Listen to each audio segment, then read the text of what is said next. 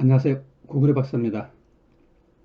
어, 몇 번 제가 그 화작이나 언어 매체 중에서 어떤 것을 선택해야 될지에 대한 이야기를 한 바 있습니다. 어, 최근에 그 언어와 매체하고 화작에 대한 예시 문항이 나왔습니다. 실제로 예시 문항은 실제 수능과는 상당히 유사할 것으로 예측됩니다. 이것을 보면 이제 그 구체적인 어, 문제 유형을 알 수 있습니다. 어, 문제는 이제 35번부터 45번까지가 국어 선택 과목입니다. 그러니까 여러분들은 이제 화작이나 언어와 매체 중에서 선택할 수 있는 거죠. 이제 쟁점이 되는 것이 뭐냐면 언어 매체가 어떤 유형으로 나오고 있고, 그 다음에 두 번째로는 뭐냐면은 어, 화법과 작문 혹은 언어 매체 중에서 무엇을 선택할 것이냐가 문제가 됩니다.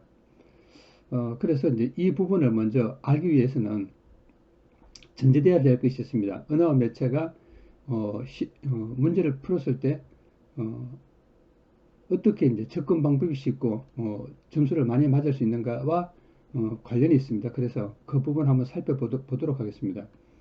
예시 문항을 보면 35번에서 36번까지 두 지문 하나에 문제가 두 개가 나왔습니다. 그럼 이제 한번 살펴보면은 여러분 잘 아다시피 요거는 이제 완전 문법 문제예요. 예.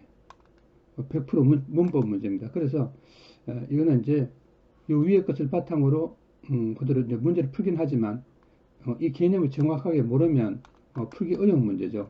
자, 그래서 이거와 관련된 문제죠. 예시 문항입니다. 그렇죠? 예. 그러니까 이런 식으로 문제가 나온다는 걸 이제 선명히 보여주고 있는 것이죠. 그다음 위 거를 바탕으로 보기에 대한 이해를 내용으로 말했습니다. 그럼 결국 뭐냐면 이것도 결국 뭐냐, 이거 보세요. 이제 이런 여기서 나왔던 합성어 문제, 예, 합성어 문제 중심으로 이야기가 이제 어떤 합성어인지를 이제 찾는 거죠.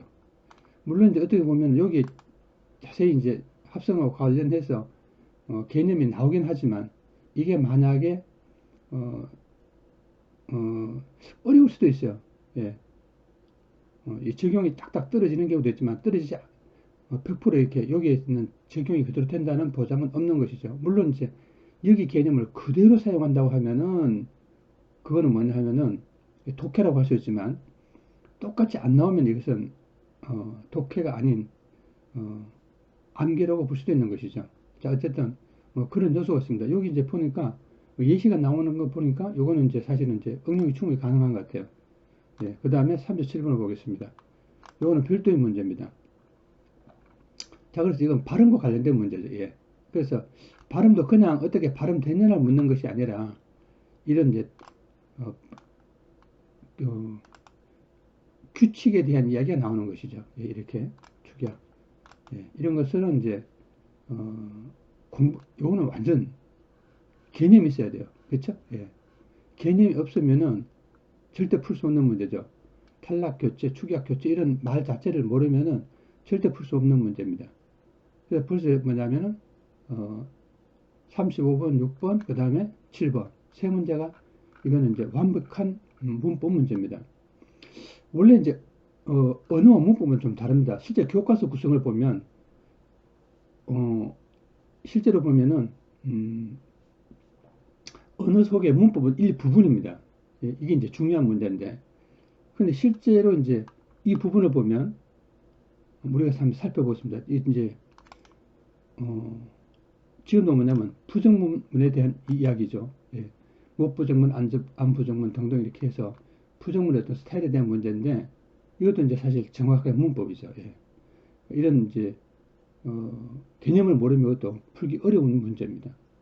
그래서 어, 이것도 완벽하게 이제 문법 문제로 봐야 됩니다. 그다음에 이제 39번입니다. 39번은 이제 문법은 문법인데 충세 문법입니다. 어, 여러분이 뭐 여기에 이제 충세 문법이 학생들에게 굉장히 부담이 오죠. 예. 그래서 이것도 그리 쉬운 건 아닙니다. 왜냐하면은 어, 지금 그 훈민정음 첫 부분에 나라 말싸움 정기에다 서로 삼았대 안세 이런 여자를 이렇게 내려오실 이런 것들은 문제 학생들이 이제 일단 익숙해요. 근데 익숙하다고 해서 문제를 쉽게 푸는 게 아니죠. 왜냐하면은 이런 문법적인 요소를 알아야지, 이래서 뭐 관형격 조사, 주격 조사 이런 용어들에 대한 개념이 다 있어야지 문제 풀 수 있는 거죠. 그래서 이거는 배경 지식이 필요한 거예요.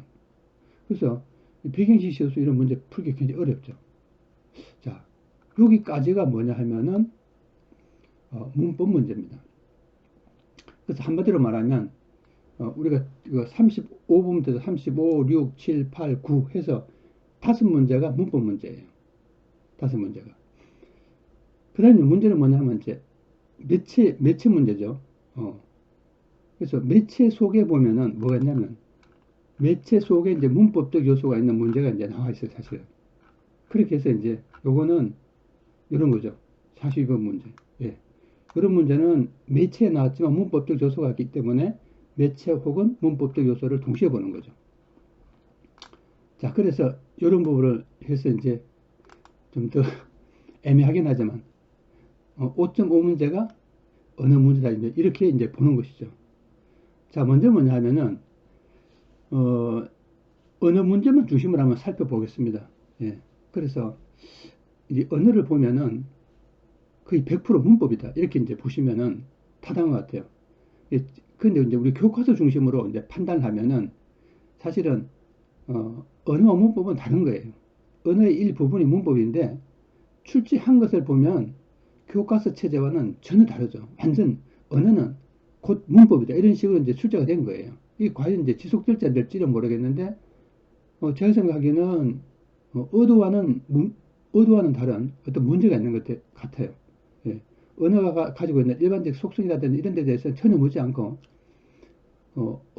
언어를 문법화해서 지금 출제하기 때문에 이제, 좀 문제 있다 이런 생각을 하고 있습니다.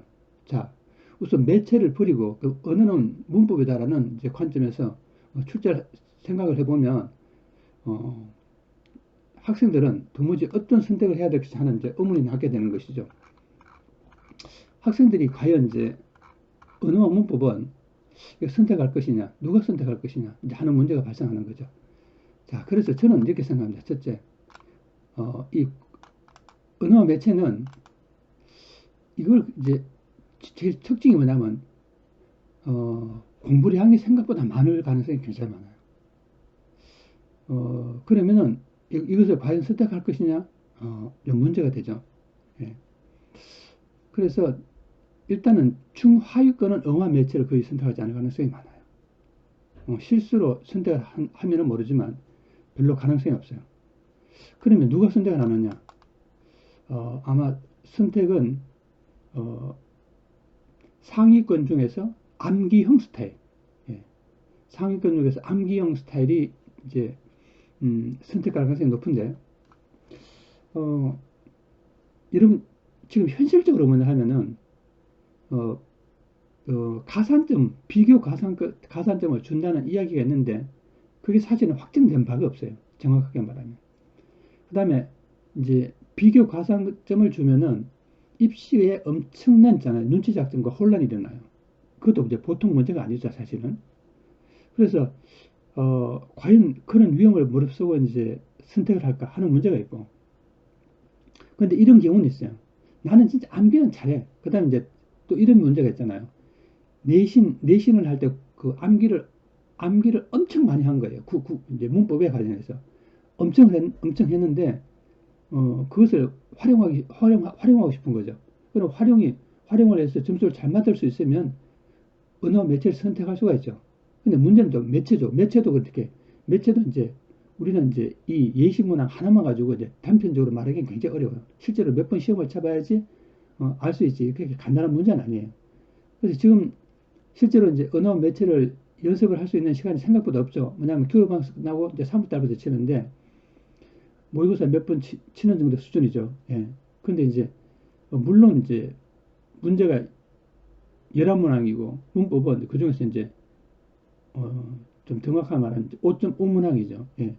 5는 원래 없지만은 여기 이제 넓게는 이제 6문항이고 짧게는 이제 5문항인데 이 문항을 위해서 그렇게 뒤늦게 공부할 학생은 많지 않을까라는 게 제 판단입니다. 근데 이제 문제는 이거죠.